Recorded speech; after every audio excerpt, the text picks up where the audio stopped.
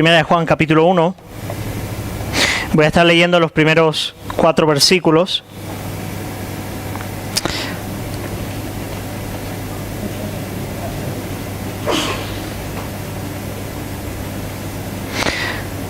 Dice así la palabra del Señor: lo que era desde el principio, lo que hemos oído, lo que hemos visto con nuestros ojos,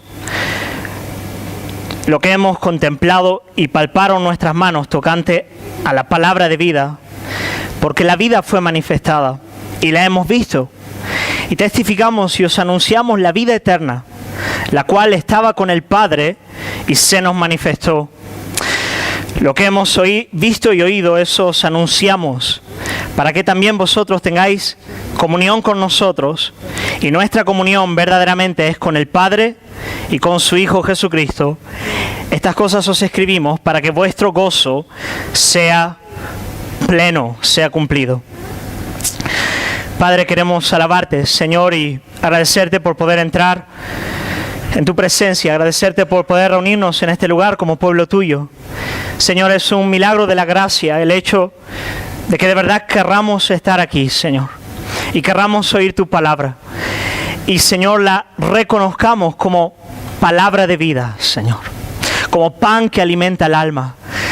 Jesús, nosotros confesamos que tú eres el pan que descendió del cielo para saciarnos, Señor, y que solamente en ti, en ningún otro lugar, verdaderamente hay vida y vida en abundancia. Yo quiero pedirte, Señor, que así te hagas presente en este lugar, especialmente aquellos que no te conocen. Señor, yo quiero rogarte la obra de tu Espíritu Santo, abriendo los ojos del corazón, inclinando, Señor, los corazones a ti. Y una vez más, un día más, Jesucristo sea visto como todo bello y todo precioso para cada uno de los que estamos aquí presentes. Señor, ayúdame a predicar. Dame gracia para hacerlo. Y quiero orar, Señor, por tu pueblo, por cada uno de nosotros. Que tú nos des ojos para ver, oídos para oír y un corazón inclinado, Señor, delante de ti y delante de tu santa palabra. Eso es lo que te pedimos en el nombre de Jesús. Amén. Muy bien, estamos en el segundo sermón de esta serie sobre Primera de Juan. Y en el primer sermón estuvimos viendo cuál es el propósito principal de Juan al escribir esta carta. Y lo vemos en el capítulo 5, versículo 13, de manera clara, que es lo que Juan quiere provocar en la iglesia, en cada creyente, al acercarse a este libro, en ti y en mí. Dice, capítulo 5, versículo 13, dice: estas cosas os he escrito a vosotros que creéis en el nombre del Hijo de Dios, para que sepáis que tenéis vida eterna. Esa es la idea. Él escribe para que aquellos que ya confían en el Señor tengan una plena certeza de la fe, estén firmemente arraigados en aquellas verdades en las cuales un día ellos creyeron. Tal vez la palabrita clave es la palabrita que sepáis, para que sepáis. Ese es el gran tema. Leímos unos 15, sabemos, en el último sermón, sabemos. Juan, él sabía que no existe nada más lamentable que cristianos inseguros o dubitativos. Y que tal es la condición del mundo en el día de hoy. Tal es la realidad del mundo que nos ha tocado vivir, que nada que no sea una fe robusta podrá llevarnos de verdad hasta el final. Juan dice: solamente aquel que tiene una fe robusta en la persona de Jesús es capaz de vencer al mundo, de vencer este sistema de pensamiento que es contrario al Señor. Solamente el cristiano seguro experimenta un gozo que transciende las circunstancias, el gozo pleno, el gozo completo. Solamente el cristiano seguro lucha en contra del pecado. Puede levantarse cada día con esperanza para mortificar todo aquello que es contrario a la gloria del Señor. En las palabras del apóstol Juan, solamente el que tiene una firme esperanza se purifica a sí mismo. Solamente el cristiano seguro da un testimonio firme y amoroso de la fe. Solamente si yo estoy completamente convencido de las cosas en que he creído, yo puedo ser firme y al mismo tiempo ser dulce y amoroso. Y hermanos, todos sabemos que hay una diferencia entre saber alguna cosa y saber que la sé. ¿sí o no? Yo puedo saber alguna cosa, pero puedo estar dubitativo en cuanto a si realmente sé esa cosa. Por ejemplo, un buen deportista o un buen artista. ¿No habéis visto a gente que de verdad es muy buena haciendo algo, pero tal es la inseguridad que tiene en eso que realmente no lo hace tan bien? ¿Veis deportistas que son muy buenos, pero sencillamente no saben que son buenos? Y no saben hacer las cosas al nivel que podrían hacerlo. Juan dice, yo os escribo a vosotros que creéis en el Hijo de Dios para que sepáis que tenéis vida eterna. ¿Y de qué manera Juan quiere llevarnos a esa certeza de la fe? Pues básicamente Juan quiere llevarnos de dos maneras. La primera de ellas, Juan quiere que sepamos que la fuente y el manantial de donde proviene nuestro conocimiento de Dios es seguro. Eso es lo primero. Él quiere decirnos, mira, el creyente tiene una fuente segurísima, una roca fuerte, en la cual puede apoyarse de verdad, sabiendo que lo va a sostener hasta el final y más allá de la muerte. Juan nos va a decir, Jesucristo, tal y como ha sido proclamado por los apóstoles en el Evangelio, es un lugar seguro en el que descansar. Por eso cuando el Señor nos dice, venid a mí todos los que estáis cargados y trabajados y yo os haré descansar, tú puedes ir a Él. Tú puedes ir a Él. Tú puedes correr a Él. Cualquier otro lugar al que tú corras te dejará en balde. Tarde o temprano se caerá. El dinero se caerá. El trabajo se irá al traste. El cuerpo bello que tienes hoy mañana será como el de tu abuela. Pero Jesucristo es una roca que permanece para siempre. Él es el único que nos puede llevar más allá de la muerte. Y Juan nos va a decir, Jesús es un lugar seguro para conocer al Padre. Pero en segundo lugar, Juan, él nos dice que existen evidencias reales de una verdadera experiencia con el Señor, de que hemos bebido de la fuente. No solamente la fuente es segura, también hay experiencias, hay frutos que pueden mostrarnos si nosotros de verdad hemos acudido a la fuente y hemos bebido de ella. Esas son las dos cosas, esas son las dos vertientes por las cuales Juan va a trabajar. Y yo quiero animarte en el transcurso de toda esta serie a orar por tu vida, a orar por la iglesia, para que esta sea una iglesia firme, una iglesia segura en la fe, una iglesia que esté fuertemente arraigada en las cosas que ha conocido. Amén. Vamos a orar y pedirle al Señor que Él haga eso con nosotros. Si alguien pudiese traerme un vasito con agua, puede ser. Me he tomado ya el que me trajiste, Noé. Lo que voy a hacer hoy, de manera más o menos corta, la verdad, creo, es entrar en estos primeros 4 versículos que hemos leído. Así que yo quiero que tengas la Biblia abierta delante de ti y lo que vamos a hacer es razonar a partir de la Escritura. Así que yo quiero que vayas ahí y veas esos primeros 4 versículos, de qué manera Juan empieza esta epístola, con la cual, como he dicho, lo que él quiere es llevarnos a la seguridad y a la firme confianza en aquellas cosas que hemos creído. Ahora Juan empieza de una manera un poco enrevesada. En realidad los 3 primeros versículos son una sola frase. Fijaos, lo que era desde el principio, lo que hemos oído, lo que hemos visto con nuestros ojos, lo que hemos contemplado y palparon nuestras manos tocante a la palabra de vida. Y ahí abre un paréntesis, es un paréntesis correcto, y dice, porque la vida fue manifestada. Y la hemos visto y testificamos, anunciamos la vida eterna, la cual estaba con el Padre, y se nos manifestó lo que hemos visto y oído. Fijaos, sigue la frase. Y ahora llega el verbo principal, que dice, eso os anunciamos. Ese es el verbo principal de la frase. Eso os anunciamos. ¿Para qué? Para que tengáis comunión con nosotros, y nuestra comunión verdaderamente es con el Padre y con su Hijo. Estas cosas os escribimos para que vuestro gozo sea completo. Ahora, Juan quiere llevarnos a la certeza de la fe, y lo primero que hace Juan es apuntar a la proclamación apostólica, al anuncio de los apóstoles, o en otras palabras, al Evangelio. ¿Vale? Juan apunta al escrito bíblico. En efecto, en el versículo 4, él dice, estas cosas os escribimos. Ahora, ¿sabéis por qué tanto el anunciar como el escribir está en plural? Porque Juan está hablando, yo y el restante de los apóstoles hemos sido testigos de quién es Jesús, de lo que Jesús ha hecho, y nosotros anunciamos esta realidad, y no solo la anunciamos, también la escribimos, de manera que por medio de nuestro mensaje vosotros podáis de verdad tener la misma experiencia que nosotros tuvimos con el Cristo Santo, para que podáis tener esta comunión con Dios. ¿Qué concluyo de esto? Concluyo que Juan sabe que lo que él está escribiendo es palabra de Dios. Hermanos, si yo escribo algo de mí mismo, de mi cunia, y yo te digo, yo te escribo esto para que tengas comunión con Dios, tú puedes decir, o está chalado o tiene razón. Pero si yo te escribo a partir de lo que los apóstoles escribieron, tú puedes decir, sí, esto es palabra de Dios. Juan sabía que él estaba escribiendo palabra de Dios, escritura. Y lo primero que él hace es llevarnos a la palabra de Dios.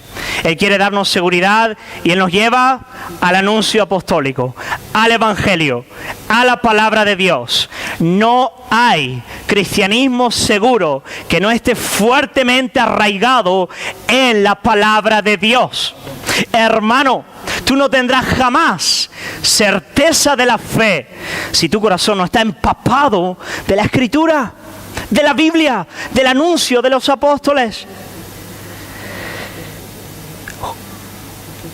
Una de las principales razones de la debilidad de nuestra fe nace de nuestro vicio pecaminoso de siempre partir de nosotros mismos y de nuestra propia condición para entender la realidad.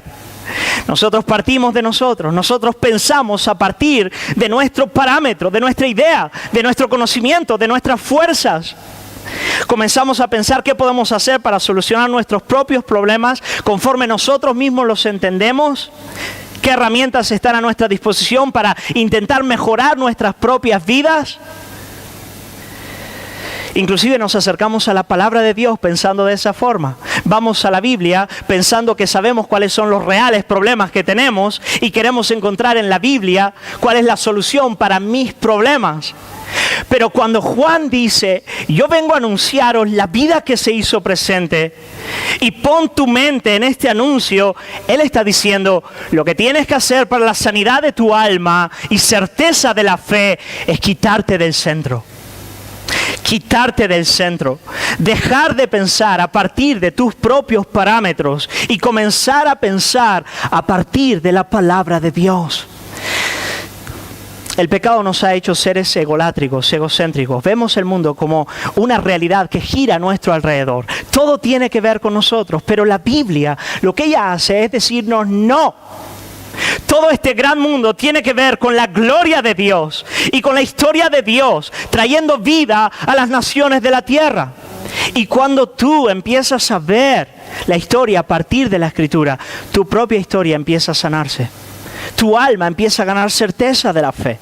Tú te quitas del medio y ves la realidad como Dios la ve. Y eso es lo que nos está animando a hacer aquí el apóstol Juan.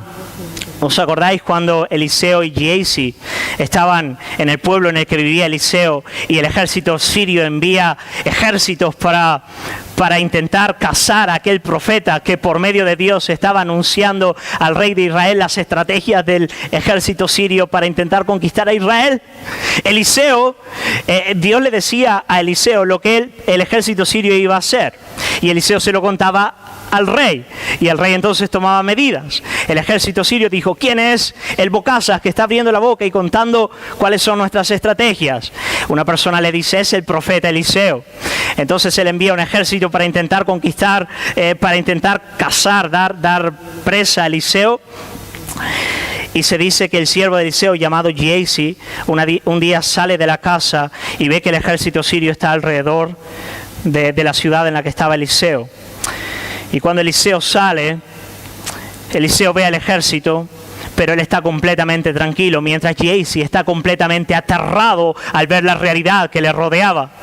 Y entonces Eliseo ora y le dice, Dios, y lo voy a decir con mis palabras, por favor, abre los ojos de mi siervo para que él vea la realidad como tú la ves. Y en ese momento los ojos de Giesi son abiertos y él ve que por encima del ejército sirio hay un ejército y una multitud enorme de ángeles con espadas desenvainadas. Y en ese momento el siervo de Eliseo, Giesi, tiene paz. Porque él ya no ve la vida y la realidad a partir de su propia perspectiva. Ahora él la está viendo a partir de los ojos de Dios. Yo no puedo imaginarme una circunstancia más terrible que ser apedreado. De verdad. Debe ser terrible. Pues eso es lo que le pasó a Esteban. Esteban dio testimonio de la fe de manera extraordinaria. Era un hombre lleno del Espíritu Santo. Y los fariseos no lo pudieron soportar por la gloria de Cristo que brillaba en Esteban. Y entonces le apedrean. Y el texto nos dice que cuando él estaba siendo apedreado, él vio los cielos abiertos. Y vio al Hijo de Dios sentado o de pie, según la versión, no importa, en su trono. Y entonces él lo dijo: veo la gloria del Padre y al Hijo de Dios a su diestra. Y él oró pidiendo perdón por aquellos que le apedreaban. Esteban, en la peor de las circunstancias que podía estar viviendo, vio los cielos abiertos, vio la realidad a partir de la perspectiva divina. Eso es lo que Juan nos dice. Si tú quieres certeza de la fe, si tú quieres de verdad tener una fe firme, tú tienes que salir del centro y ver la realidad con los ojos de Dios. Amén. Con los ojos de Dios. Este es un cuadro. Y un cuadro que tiene un gran artista y que nos quiere dar a conocer ese artista. El cuadro no se trata de ti, el artista no eres tú.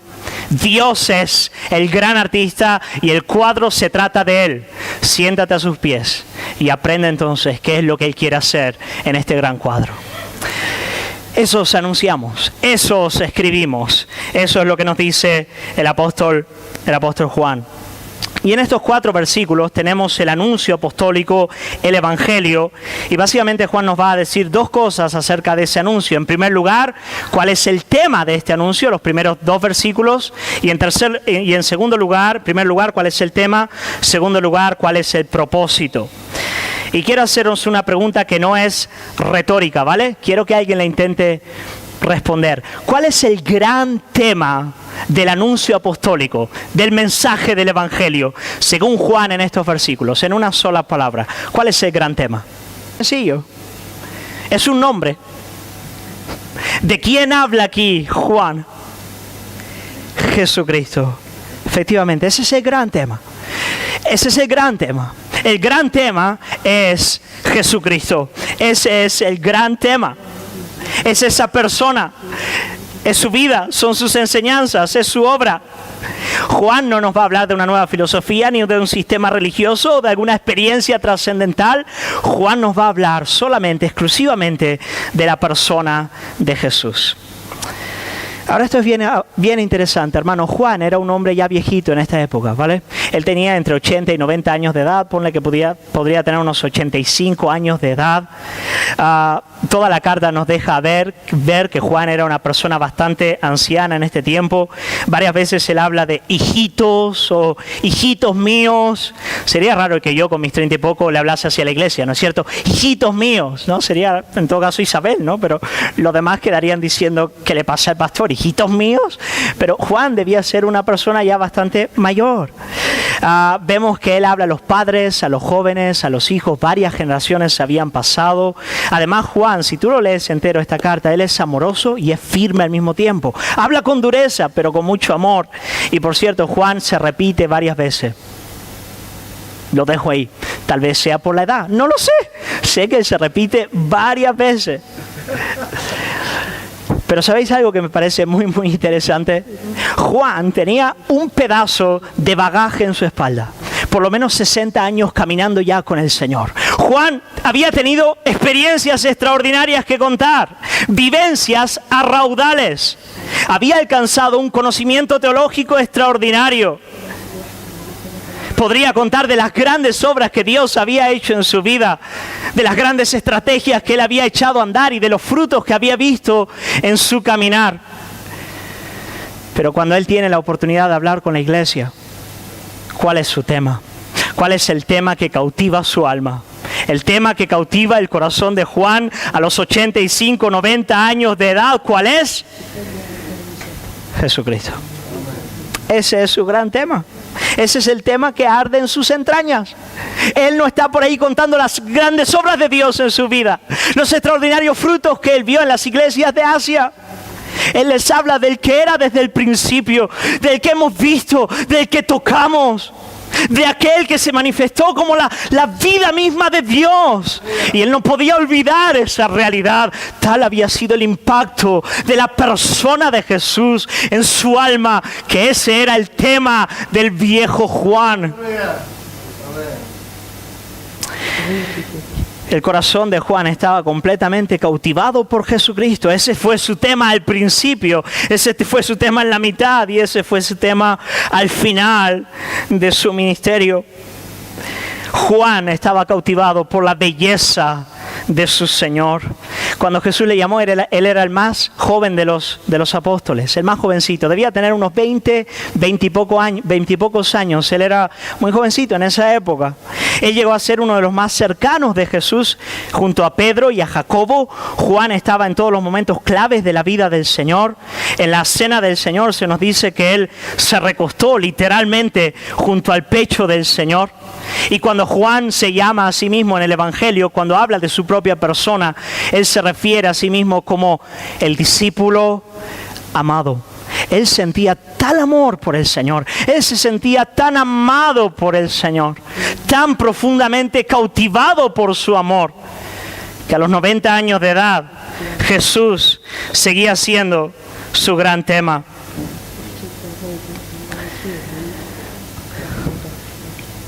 Sabéis, esta es una buena medida de la salud espiritual de un alma, de una persona, de un hombre o de una mujer de Dios.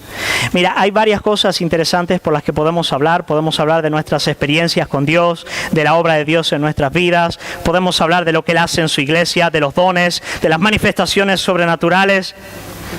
Pero al final del día, la pregunta ¿es Jesucristo mismo mi delicia? ¿Es Jesucristo mismo aquel que ha cautivado mi alma? Esa es la pregunta al final del día. ¿Sabe? Al final del día eso es lo único que va a quedar.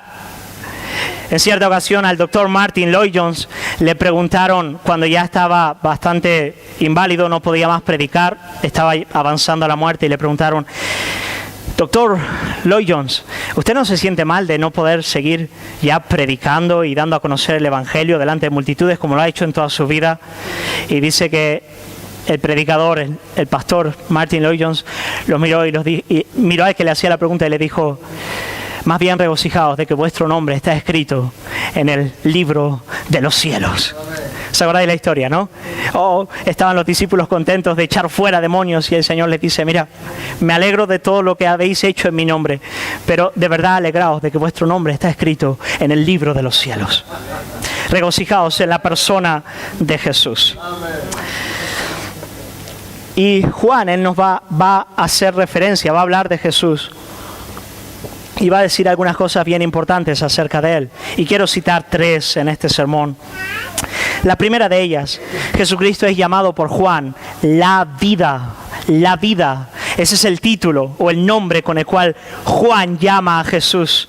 En el versículo 2 dice: porque la vida fue manifestada y la hemos visto y testificamos y os anunciamos la vida eterna, la cual estaba con el Padre y se nos manifestó.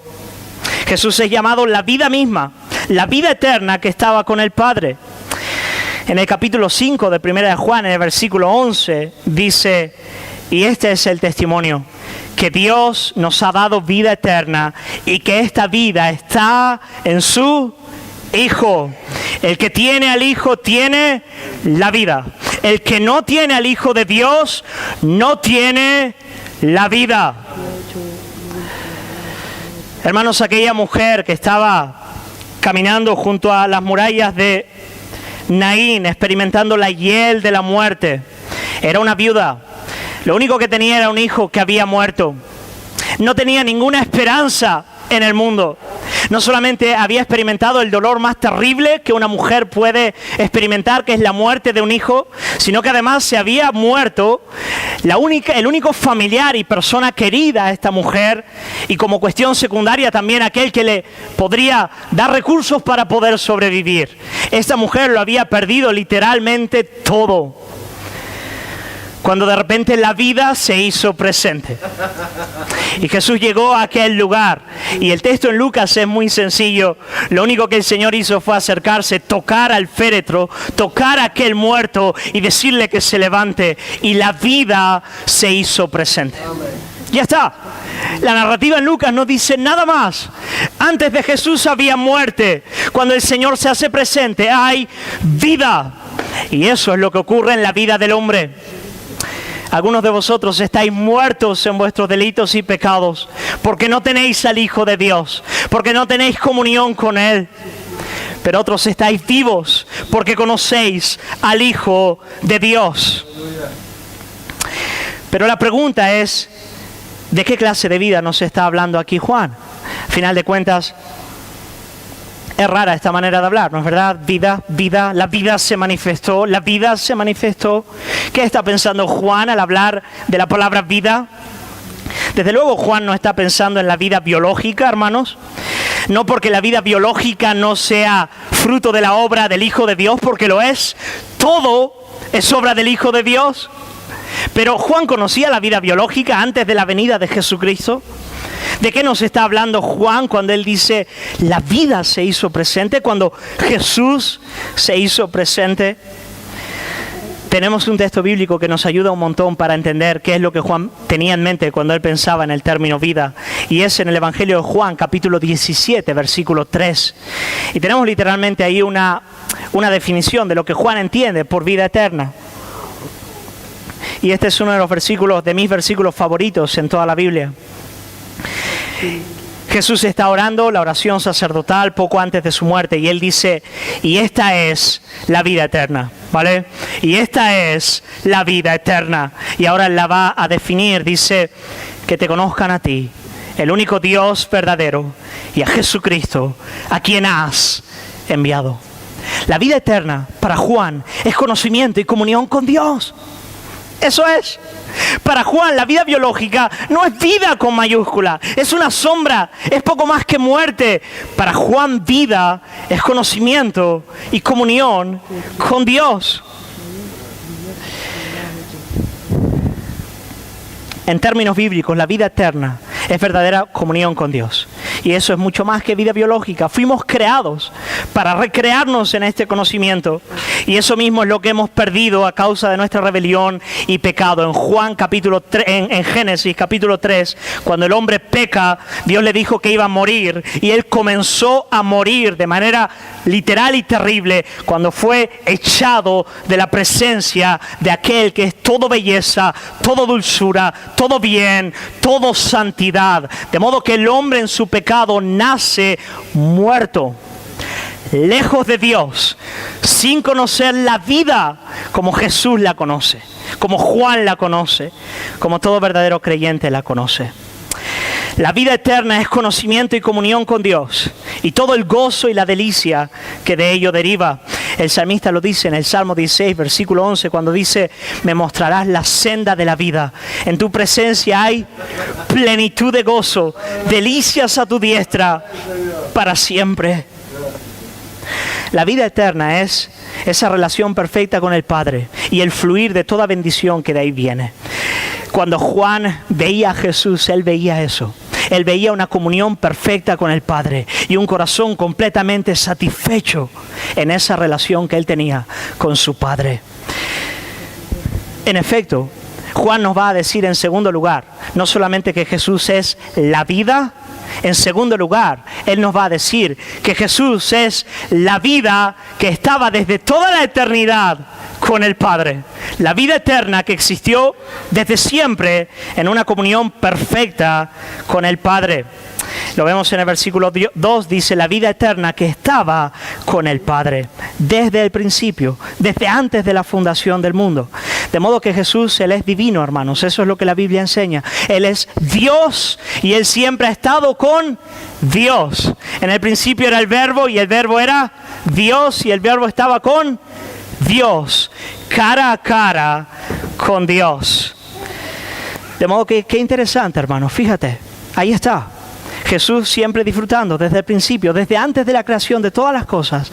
En Dios había una relación perfecta de amor y comunicación entre el Padre y el Hijo. Y si tú me dices, pastor, ahora usted está apuntando demasiado alto, hermano, yo quiero decirte en qué quieres pensar entonces. Si para eso Jesús murió y resucitó de entre los muertos, para darte el disfrutar de esa vida que Él tenía con el Padre desde antes del principio de los tiempos.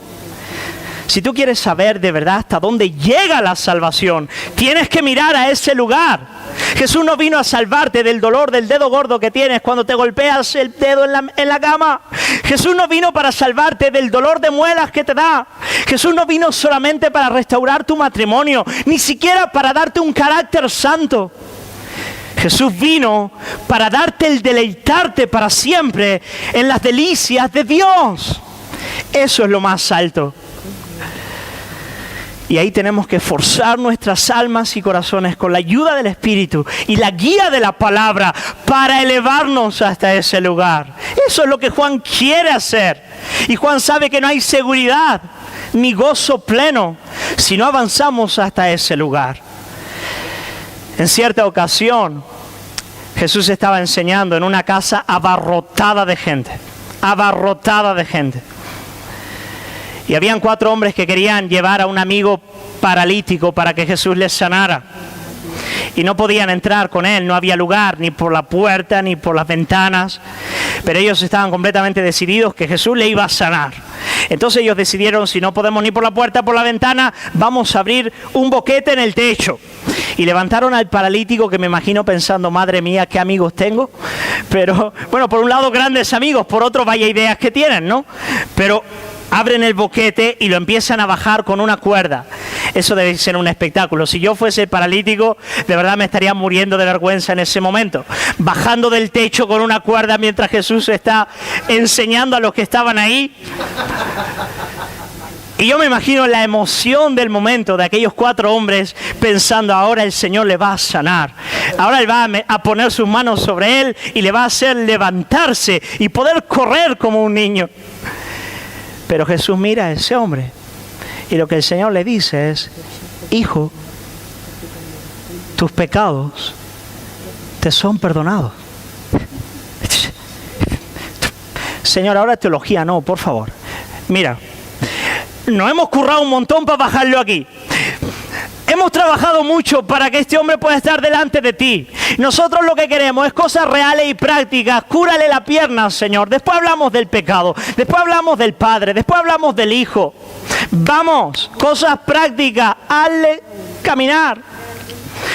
Pero el Señor, Él sabe que hay algo mucho más importante que para la paralisia de las piernas, hermano. Jesús le va a sanar. Pero en algunos años, después de eso, ese hombre de nuevo no iba a poder caminar. Iba a estar tieso de nuevo. Ese no era el punto.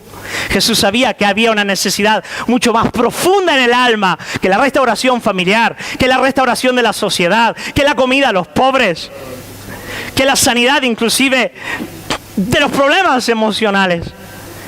Y es el perdón de pecados y la comunión con Dios. Eso es lo que Jesús vino a hacer. Y después Jesús dijo, mira, para que veáis que yo puedo restaurar el principal problema, que es la ruptura de la comunión con el Padre, también voy a restaurar las consecuencias del problema, que es, bueno, vivir en un mundo roto y nacer con enfermedades, como el caso de este joven que no puede caminar. Y Jesús también le sana. Pero Jesús apunta a la raíz del problema. En la vida de Él, en la vida de todos nosotros. En tercer y último lugar, fijaos, Jesús es la vida. Jesús es la vida que estaba desde el principio con el Padre. Y es a esa vida a la que Él nos quiere restaurar, que es verdadera comunión con Dios. Y la tercera pregunta y la última es ¿cómo lo hace? Juan nos dice en cuanto a Jesús que Él, esa vida eterna, se hizo hombre. Eso es lo que Él dice. Esa vida eterna se manifestó, vino, caminó entre nosotros. En efecto, ese es todo el énfasis de las siguientes frases, cuando dice, lo hemos oído y lo hemos visto y lo contemplamos y palparon nuestras manos tocante a la palabra de vida. Los apóstoles, ellos fueron testigos de ese ministerio del Señor. Ellos vieron que delante de ellos tenían a un hombre 100% hombre. Le podían tocar, le podían oír, le podían ver. Inclusive cuando resucita de entre los muertos, ¿os acordáis lo que hizo Tomás? Le tocó el costado, Jesús comió con ellos. Era un hombre lo que ellos tenían delante de ellos. Y Juan quiere que lo sepamos y lo sepamos de manera clara. ¿Por qué? En primer lugar, porque solamente siendo hombre Jesús podía venir para asumir nuestro lugar, para ser nuestro representante y nuestro sustituto. Hermano, Jesús vino como hombre, Él mismo siendo la vida para tomar nuestro lugar. Él vino a tomar nuestro lugar. Él vino a vivir nuestra vida. Él vino a morir nuestra muerte. Por eso Él es la vida. Por eso Él no es un maestro que nos enseña. No. Él es la vida. Porque Él vino a morir en nuestro lugar. A vivir nuestra vida y morir nuestra muerte. Jesús vino a donde estábamos. Él vino a vivir nuestra realidad. Tal vez podríamos pensar, ¿qué podemos pensar de ese Dios que es vida, pero está tan distante? Y yo aquí sufriendo con mi marido, con mi esposa, con mis hijos. Pero sabes, Jesús vino a sufrir nuestra vida. Él te entiende, Él sabe lo que tú vives, porque la vida se hizo hombre. Él sabe dónde estás. Pero Jesús tenía que hacerse hombre para pagar el precio de nuestros pecados en la cruz, para vivir una vida justa en nuestro lugar. Para todo eso Él tenía que hacerse hombre. Y tenía que hacerse hombre para redimir todo nuestro ser. Aquello que Él no tocase, Él no podía redimir, pero Él nos tocó plenamente, para redimirnos plenamente. ¿Sabéis? Eso es algo extraordinario. Es algo muy increíble que el Hijo Eterno de Dios, disfrutando de lo que disfrutaba, siendo llamado la vida, decidiese, conforme a la ordenanza del Padre y a la buena voluntad del Hijo, descender a esta posilga que es el mundo en el que vivimos. Descender para tomar esta naturaleza que hemos corrompido hasta la saciedad. Pero Él lo hizo. Él vino a este lugar para tomar nuestro lugar, para tocarnos en nuestra miseria y redimirnos en donde estamos. Yo no sé dónde estás tú. No lo sé. Puede que estés en el peor lugar. Puede que no. Puede que tengas un concepto muy alto de ti mismo. Pero si hay gente en este lugar que dice, yo sé mi miseria. Yo sé mis pecados. Me persiguen todos los días. Solamente yo y Dios saben la oscuridad que hay en mi alma. Solamente Dios y yo saben las barbaridades que he hecho en mi vida. Pastor, yo no puedo mirar hacia atrás sin morirme de vergüenza. Jamás puedo entrar a esa habitación en la cual escondí las miserias de mi vida. Pero huele mal, pastor. ¿Quién puede tocarme en ese lugar? Yo puedo decirte que Jesús puede tocarte en ese lugar. Él puede tocarte en ese lugar. Él te toca en ese lugar. Termino con una historia. En cierta ocasión, Jesús estaba descendiendo del monte, de haber predicado el sermón del monte, y cuando estaba descendiendo de aquel lugar, se le acercó un leproso. Los leprosos eran muy mal vistos en aquel tiempo. La lepra era una evidencia de un pecado grave en la vida de una persona, y así era concebido por toda la sociedad. Además, no sé si habéis visto a una persona leprosa, pero es una persona que queda muy fea, de verdad, huele mal. Dicen que lo peor es el olor, pero además va perdiendo miembros y va perdiendo la piel. Se dice que esta persona era muy leprosa en gran manera. Y esta persona se acerca al Señor. Y es interesante porque viene a Jesús y le dice, Señor, dice, si quieres, puedes sanarme. Ahora, la palabrita que usa ahí el evangelista Mateo es la palabrita celos, que significa literalmente si deseas, si tienes deleite en, si te agrada hacerlo, puedes sanarme. A mí me parece muy interesante que no diga si puedes. Él sabía que Jesús podía hacerlo. La pregunta era si quieres hacerlo. Y el Señor le dice literalmente celos. Le dice, me deleito en hacerlo. Por cierto, no tengo mayor alegría que hacerlo. Yo he venido para eso mismo. He venido para tocar al hombre en su pecado. Y me deleito en tocar a aquellos que están más caídos. Y Jesús entonces rompe con las leyes ceremoniales. Porque el texto nos dice que Jesús entonces va y le toca. Increíble, Jesús podía solamente haber hablado y ese hombre sería sanado. Pero Jesús le toca. Le toca antes de sanarle. Fíjate, le toca antes de sanarle. No le sana y después le toca, como si diese la idea, yo te toco después de sano. No, le dice, yo vengo a tocarte en tu miseria. Por cierto, algo que es muy curioso en cuanto a Jesús es que Él no toca a nadie sano. Los sanos no necesitan médico. Aquellos que están sanos, ¿para qué les va a tocar el Señor? Pero aquellos que están llenos de lepra, aquellos que han caído bajo, a eso el Señor viene. Él se hizo hombre. La vida se manifestó para tocarnos en nuestra miseria. Sí, yo quiero animarte a cerrar tus ojos en esta mañana. Y tal vez haya personas en este lugar que necesiten el toque de Jesús. Necesiten su toque. Lo reconocen. Tal vez hay gente en este lugar que lo reconoce. Tal vez hay gente en este lugar que dice, mira, pastor, yo sinceramente necesito el toque del Maestro, el toque de la vida. Necesito el toque de la vida que se hizo hombre, que vino a caminar entre nosotros. Hermano, yo no lo puedo hacer, pero yo quiero decirte que no hay nada que celos más a Jesús. Nada que le traiga más alegría, nada que le traiga más deleite, que tocar un alma que se reconozca muy pecadora. Sí, yo quiero animarte a cerrar tus ojos y a orar al Señor y a decirle, Señor, tócame, tócame. Tal vez decirle, tócame una vez más. Señor, ven a mi encuentro, ven a mi encuentro, Señor. Yo quiero disfrutar, Señor, de la vida con B mayúscula. Yo quiero conocer mucho más esa comunión para la cual tú me has creado y me has salvado. Dile al Señor, díselo de corazón, hermano, díselo de corazón. Dile, yo quiero esa vida de verdad. Yo quiero experimentar eso de tu mano. Hermano, para nada menos que eso, Jesús murió y resucitó. Señor, queremos darte gloria. Queremos agradecerte por tu palabra. Queremos agradecerte, Señor, porque en un mundo de desespero, donde la muerte tiene la última palabra, donde el hombre, por más sabio, rico o poderoso que sea, termina en una tumba, tú has venido para darnos vida y vida eterna. Señor, queremos disfrutar de esa vida desde ya. Queremos tener esa comunión con el Padre que es la delicia del alma del hombre. Y yo quiero rogarte, Señor, por tu iglesia. Quiero rogarte, Señor, por cada uno de mis hermanos. Quiero pedirte, Señor, que en tu misericordia a cada uno de nosotros tú nos des la gracia de contemplar la belleza y la excelencia de Jesucristo y de lo que Él vino a conquistar en nuestro lugar, para que cuando llegamos, si tú lo permites, a los 80 o 90, nuestro gran tema siga siendo Él.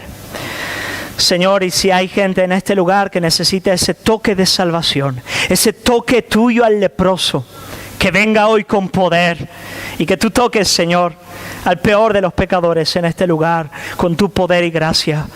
Yo te lo pido, Señor, en el nombre de Jesús. Amén. Amén. Gloria al Señor. Gloria al Señor. Gloria al Señor.